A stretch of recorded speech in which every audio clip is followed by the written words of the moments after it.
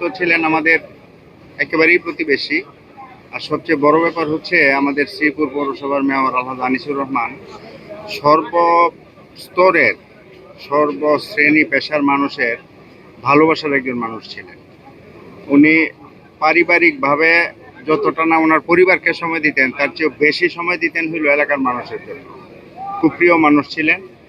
আর তার এই বরত্বের কারণেই বোধ হয় তার পরিবারের মানুষগুলো খুব বেশি ভালোবাসতেন ওনাকে।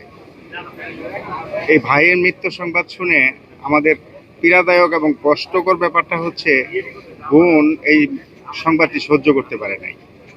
মনে এত আঘাত পেয়েছে, তাৎক্ষণিক স্ট্রোক করে মৃত্যুবরণ করেছে।